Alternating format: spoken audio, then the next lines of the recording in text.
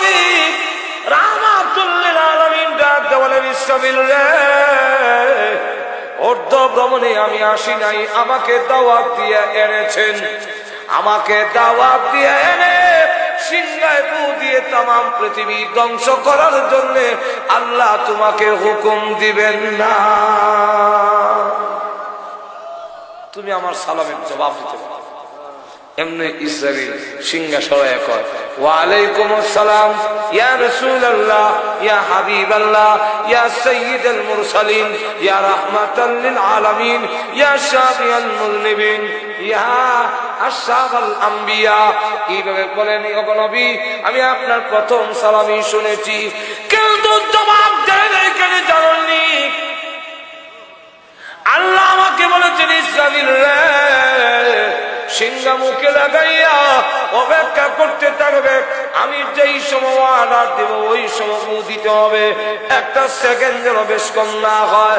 ওগো আল্লাহর নবী আমি জানি না কোন সময় আল্লাহ হুকুম দিবেন, আপনি যে আমাকে বারবার সালাম দিচ্ছেন, আমি যদি বলতে যাই ওয়া আলাইকুম আসসালাম ইয়া রাসূলুল্লাহ ইয়া হাবিবাল্লাহ, আল্লাহ যদি আমাকে হুকুম দেন ইসরাফিল রে সিংহায় ফু দে, আল্লাহর হুকুমটা পালন করতে দেরি হবে বলে এতক্ষণ শুনেও আমি আপনার সালামের জবাব দেই নাই।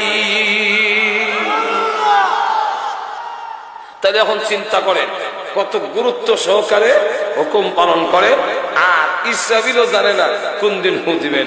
এটা সম্পূর্ণ কার কাছে? আল্লাহ কেন লুকায় রাখলেন? আল্লাহ বলে দেখা যাচ্ছে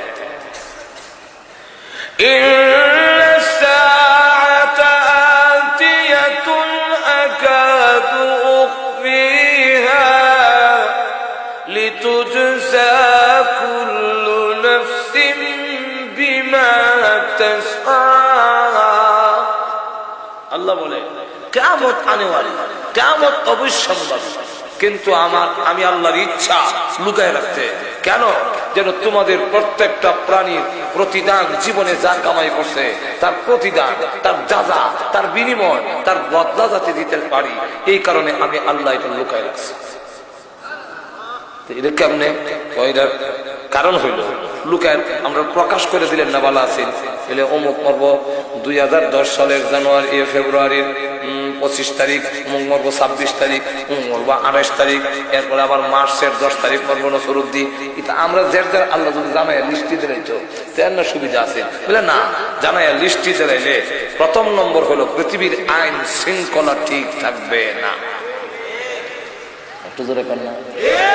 আপনারা এই নন্দনপুর বাজারটা ওই পুলিশ আর্মি বিডিআরে কন্ট্রোল করতে হবে, কারণ যে সময় জ্বালার গাড়ি লয়ে যাব এই সময় গাড়ি ঘোড়া যেভাবে বিল লাগায়, এখন যদি হেজাই না নাই যে 2020 সালের ফেব্রুয়ারির 15 তারিখ মারা যাইব, হে জ্বালার মাঝখান দিয়া রাস্তার মাঝখান দিয়ে আটবো, ট্রাক আইয়া ভিসেন্দার অরণ দিল হে লড়ত না, কবে উফরে তো যাবো, আমার এখন টাইম নাই, কারণ হে জানে এখন উপরে গেল মরতো না।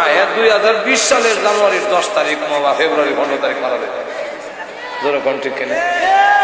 আর এমনি একটা সিএনজি এসে পিছিয়ে খালি হরন দেয় হুট করে, এমনি দেখা যায় হ্যাঁ উঠটা দৌড় দিয়ে গিয়ে গাটা ফেরা হয়, মনে রাখলাম বাড়ি আসকা বাড়ি গিয়ে বউরে করে একটা মুরগি সৎকা দেয় বলে কেন বলে গেছিলাম গাছা সাক্ষাৎ চলে। ঠিক না? ঠিক এলো বিশেষ মতিরি করণ যেত না, যাইতাম সরাই, এখানে হইলে আসল পয়েন্ট হইলে আজকে সরাই, এখানে টিউনো সাহেব এবং উপজেলার চেয়ারম্যান সব পয়সা রয়েছে, জানেন তো একটু উত্তপ্ত যেন কথা বলছেন, এখানে একটু উত্তপ্ত ভাব না, এর লেগে এখানে যাওয়ার লাগে। তো আপনার একটা সাইড আবার এখানে যাইতাম, অত বেশি সম্মতন দিত না, আর কোনো অত বেশি দেয় না। আপনার যে শেষে খাওয়ানোর পরে যে ফিরনি আছে না, এইটা একটুই দেয় মনে, এখন ঠিক না? ঠিক না? যাক গেল একটা। আরেকটা হইল মানুষ যদি জানি না লাই, মানুষের মধ্যে গাফলতি এসে যাবে, আমলের দিক থেকে মানুষ গাফেল হয়ে যাবে। কেন গাফেল হয়ে যাবে? তখন দেখা যাবে ইমাম সাহেব মুয়াজ্জিন সাহেব উনারা তো চাকরির কাতারে মসজিদে আউন লাগে, আর বাকি মুসল্লি থাকবে না। মুসল্লি দেখা যাবে যাদের যাদের মরণ গনে এসে ওই এরা ছাড়া আর কেউ মসজিদে নাই। কেন? 2000 সালে মার্চের 15 তারিখ মারা যাবে, এত আগে মসজিদে যাওয়ার দরকার আছে? 3 চিল্লার বুঝ রেখা যা কাম কুকম আছে সব স্টার্ট দিব, আর 3 চিল্লার বুঝ রেখা এরপরে যখন দেখো আর 3 চিল্লা বাকি আছে কাটি লইয়া তবলিগো যাবো আর বাড়িতে থাম না। জোরে কোন ঠিক কিনা? আর এমনি আমি আপনাদের জিজ্ঞাসা করি, এই মাহফিলে বসা অবস্থায় মরণের সম্ভাবনা আসেনি? খালি আমার না আপনারা সব মৃত্যুর সম্ভাবনা আছে কি নাই? আমি আজকের এই রাত্রটা আমার জীবনের শেষ মাহফিল হতে পারে। ওয়াজ শুনতে শুনতে মানুষ মারা যায়, যেরকম ঠিক কিনা? কি মাহফিলে ওয়াজ করলাম আমি এবং শেখ দিকল বাগি, কিন্তু আমি কোন থেকে উঠছিলাম শেখ দিকল বাগি আর উঠলেন না। যেরকম ঠিক না? ঠিক না?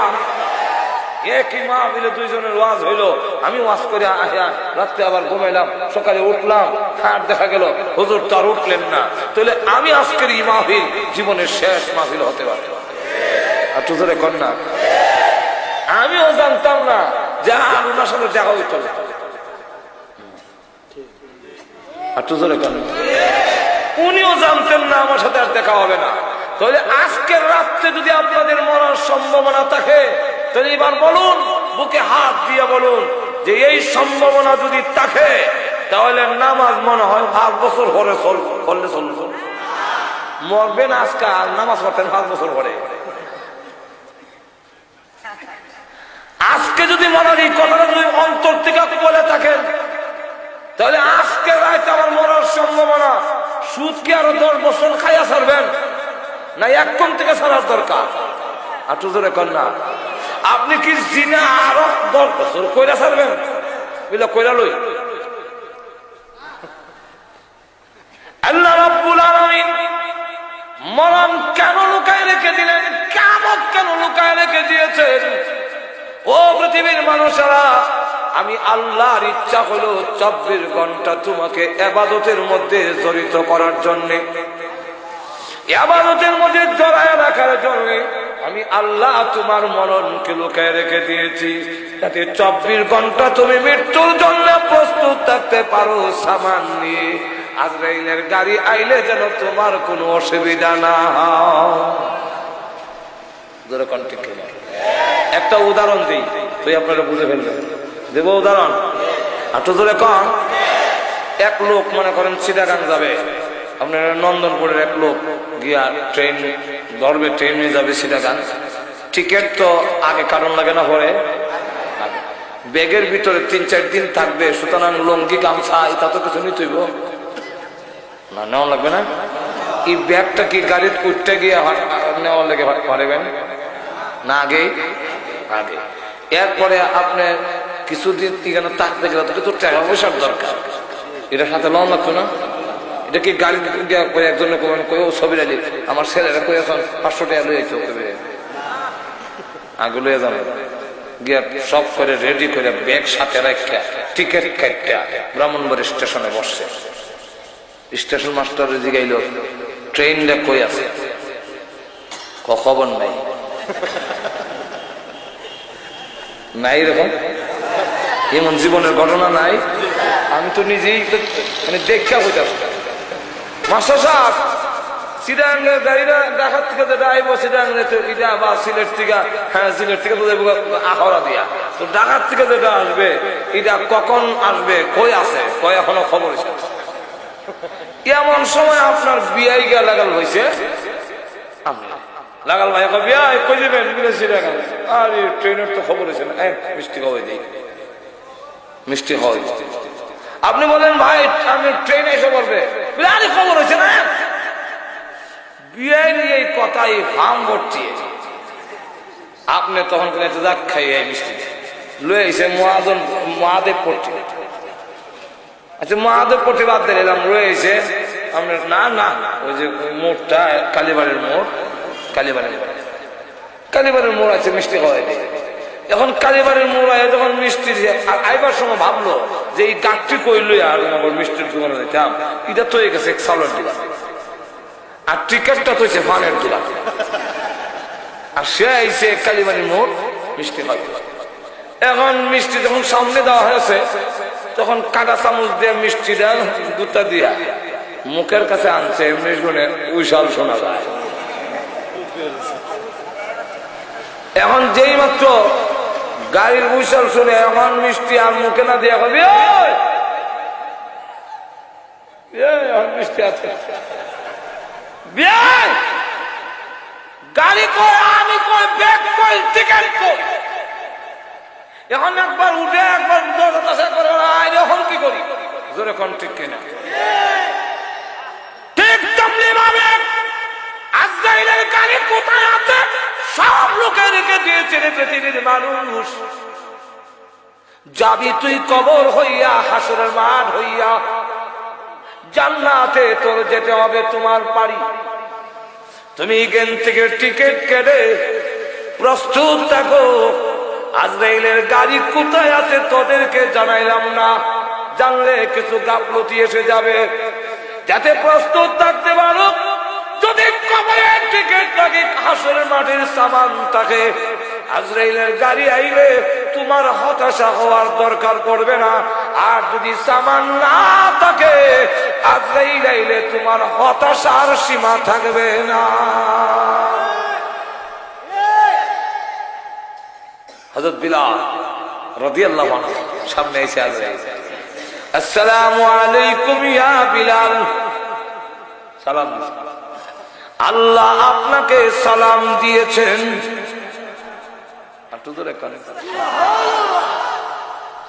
আল্লাহ বলেছেন আপনাকে আল্লাহ ভালোবাসেন। আল্লাহ ভালোবাসবেন না কেন? বেঈমান কাফেররা ব্যত্রাঘাত করে, উনি জুড়ে জুড়ে আল্লাহু আহাদ বলে।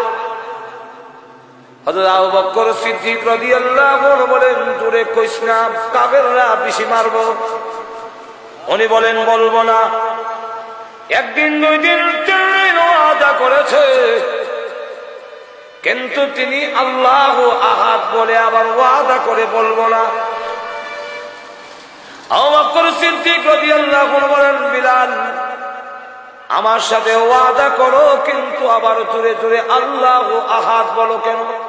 আস্তে বললেই হয়।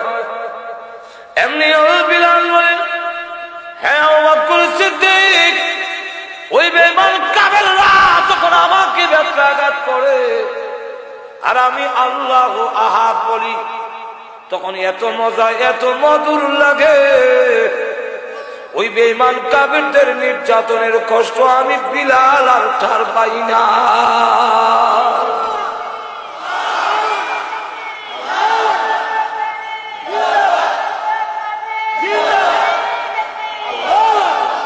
হযরত বিলাল রাদিয়াল্লাহু আনহু অন্তরে আল্লাহর এত ভালোবাসা। ও আজরাইল, যাও আমার বোন আমার বিলালের কাছে গিয়ে বলো আমি আল্লাহ তাকে ভালোবাসি। আজরাইল আলাইহিস সালাম বলেন, ও বিলাল রাদিয়াল্লাহু আনহু, আল্লাহ আপনাকে ভালোবাসেন, এই কারণে আবার বললেন না যে আগামী বৈশাখ মাস হয় না, রেডি হয়ে যান, রূহ বের করা হবে।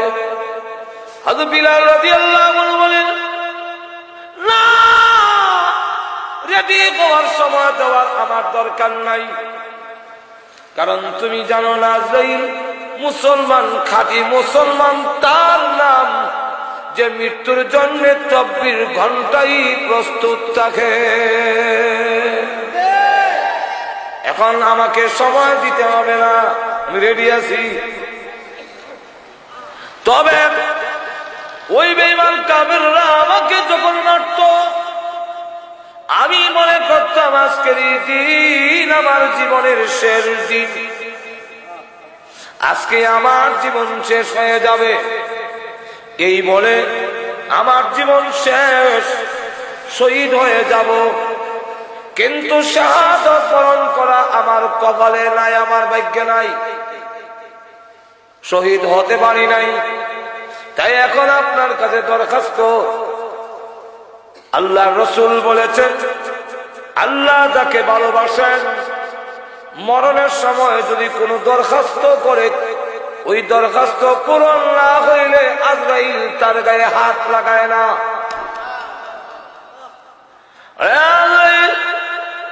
আমার আকাঙ্ক্ষা আমি এখন এমন ভাবে মরব, আমি আল্লাহর গোলাম, আল্লাহ আমার মনিব, আমি আল্লাহর কুদরতি পায়ের মধ্যে সেজদা দিয়ে পড়ে থাকবো, আর তুমি আমার রূহ বের করবে।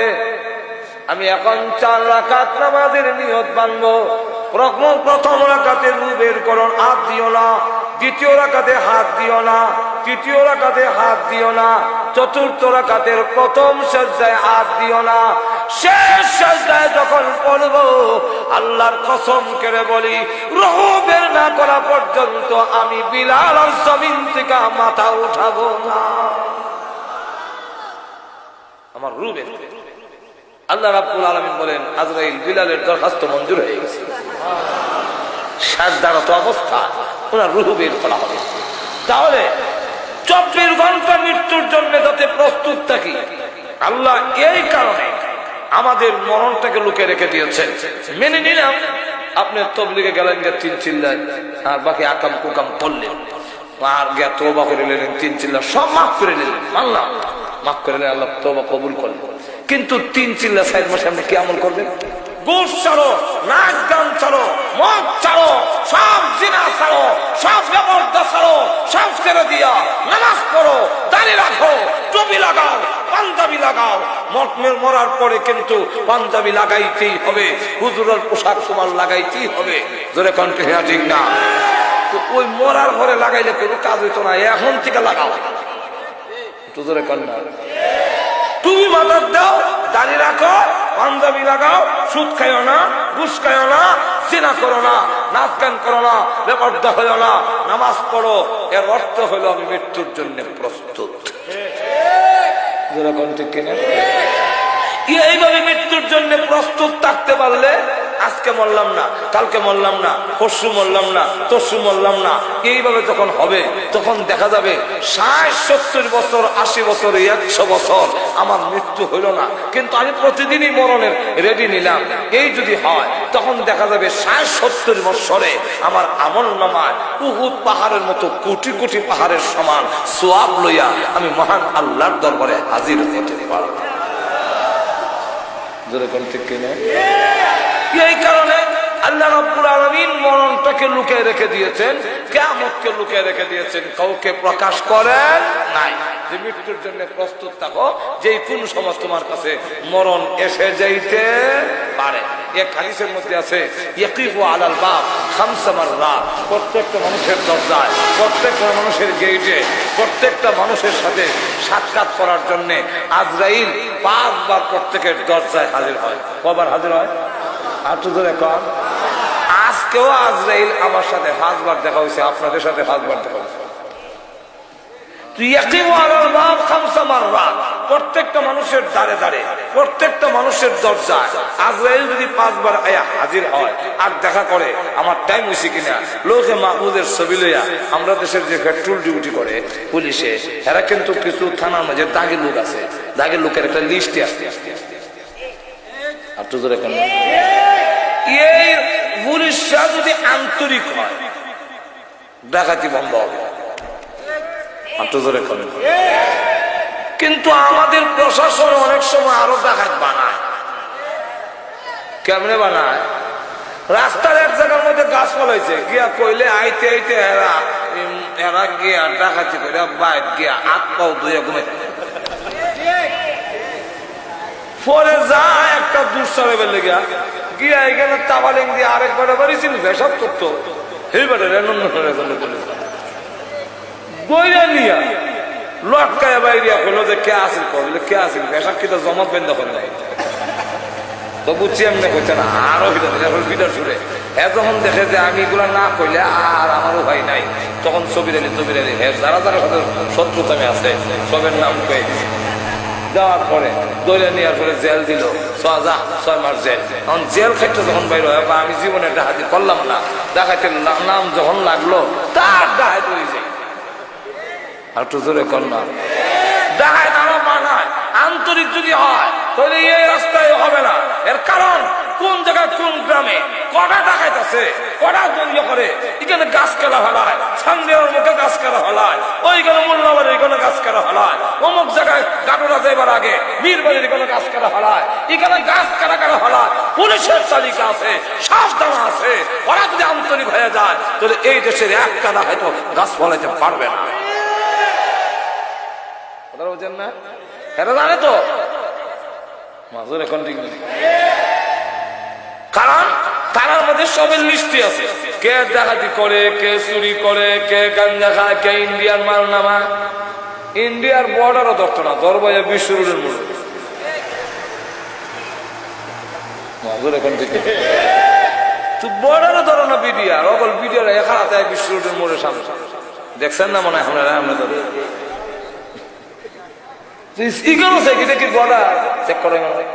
সেক্টর আগে বলতে আনবার সুযোগ দেয় আর পয়সা নেওয়ার সুযোগ দেয়। আন আমরা দিয়া যা এখন ঠিক। এখন এইগুলো আমাদের পরিস্থিতি, কথা বুঝছেন? এখন যদি আন্তরিক হয় তাহলে ডাকাত চুরি ডাকাতি বন্ধ হয়ে যাবে। এই ডিউটি যারা করে, তো যারা ডিউটি করে এর কাছে অনেক সময় থানার থেকে আইবার সময় কিছু দাগি লোকের নাম লিয়ে ধরত। পেট্রোল ডিউটি যখন করুন তো দেখুন না সলমুদ্দিন এনে লাগাল ভাই, সলমুদ্দিন নামটা যে আছে আজরাইলে সারা দুনিয়া দেয়। আর ওই আমরা সেরা মিলাই যদি টাইম হয় একটু জোরে কর না, তুই ধরে লইলে আর উপায় নাই। এই কারণে আমি আপনাদের কাছে প্রস্তাব রাখবো, আবার যদি কোনো সমস্যা হয় কিয়ামতের বিশাল আলোচনা আমাদের সমাজে যতগুলো রোগ এখন আছে সব রোগ কিয়ামতের আলোচনার মধ্যে আছে। এমন একটা যুগ আসবে আল্লাহ রাসূল বলছেন ততক্ষণ পর্যন্ত কিয়ামত হবে না যতক্ষণ পর্যন্ত মানুষ নষ্ট না হবে।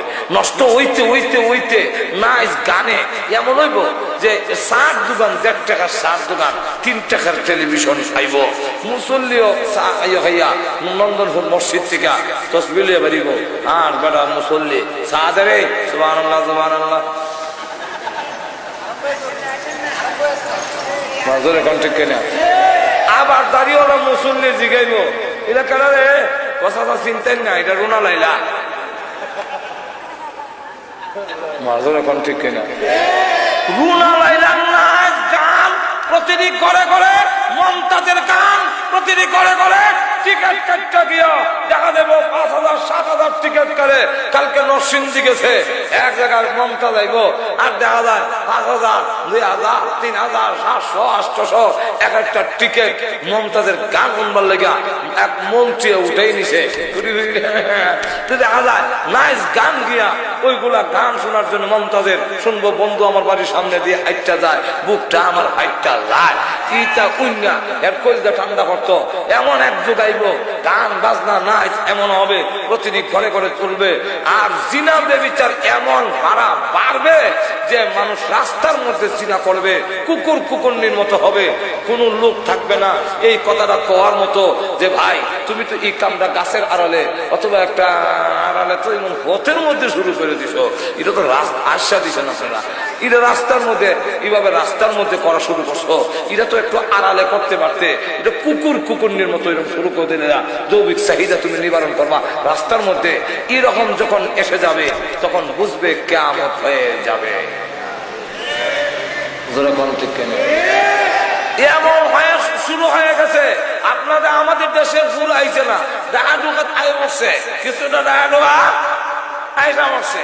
আর আমরা দেশের লুকাই লুকাইয়া বেবিচার জিনা যা বাড়া বাড়ছে। আর প্রেম পিটিয়ার টেলিফোনে telephone hello I love you ছাড়া কোনো কাম নাই। মাজুর এখন ঠিক নেই, এখন জিনা বাড়ছে আর ইউরোপ তো দেখলাম কুত্তা কুত্তি রাস্তা চইয়ারা। আল্লাহ রাসূল তো বলছেন কিয়ামত হইতো না যতক্ষণ পর্যন্ত মানুষ খারাপ না হবে। তো ইউরোপের অবস্থা হইলো কুকুর কুকুরের মতো, রাস্তার মধ্যে একটা রয়েছে। কথা বলছেন, এই যে শুরু হয়ে গেল। আল্লাহ রাসূল বলেন নষ্ট হবে, ধ্বংস হবে, সতর্ক হয়ে যাও। জোরে কন্টিনিউ, ঠিক না? আমরাও নাচ গান আমরা ওইগুলোর থেকে দূরে থাকতাম। আজকে আমাদের সার দোকানে, ঘরে বাইরে সব জায়গায় টেলিভিশন না নিতালে ভদ্রলোক হয় না, নাচ গান দিয়ে চালাইয়া আর 24 ঘন্টায় হুরবে মারবে সেরবে, এই নাটক এইটা খালি। আল্লাহ কান কুন নষ্ট, দিন নষ্ট, কলম নষ্ট। জোরে কন্টিনিউ, ঠিক না? আল্লাহ আমাদের সকলকে এগুলার থেকে বাঁচার তৌফিক দান করুন। সকলে বলেন আমিন।